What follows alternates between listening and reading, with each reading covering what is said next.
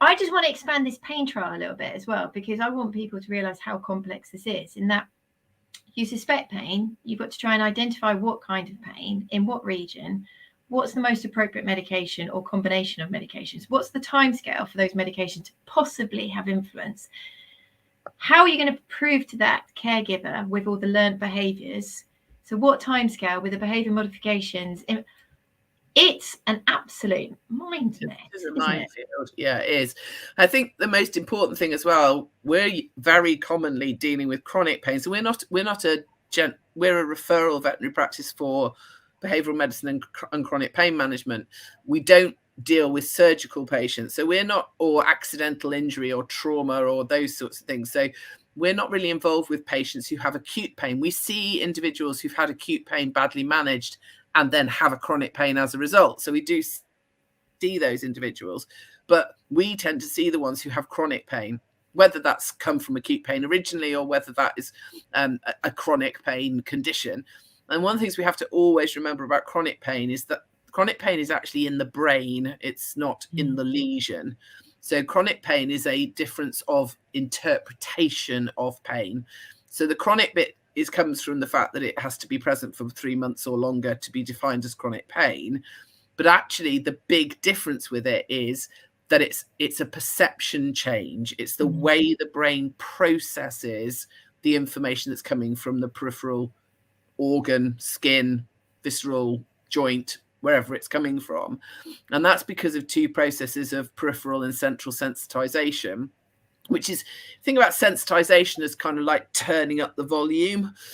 So instead of the message coming through as a little whisper, which it would do if you had, acute pain, you can get loud acute pain as well, of course, but chronic pain is about gradually turning up that volume to the point that it's actually unbearable what's coming through. So you know when you put radio on too loud, it's not pleasant anymore. So it could be your favorite track, but if you've put it on too loud, it could actually be unpleasant.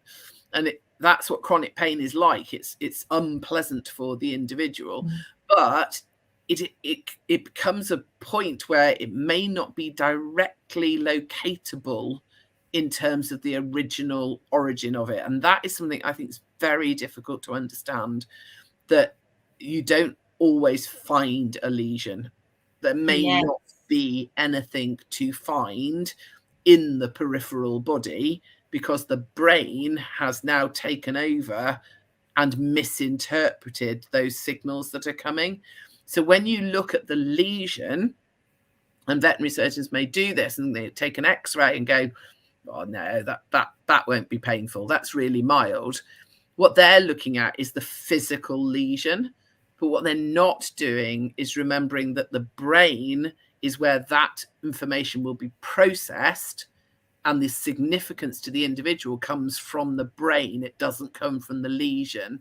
So what you need to remember is that there's a disconnect in chronic pain between what you see on an X-ray or what you feel on palpation on a clinical examination and what that individual is actually interpreting by the time it's gone through this abnormal brain process, which has become sensitized, is not directly correlated with what you are seeing.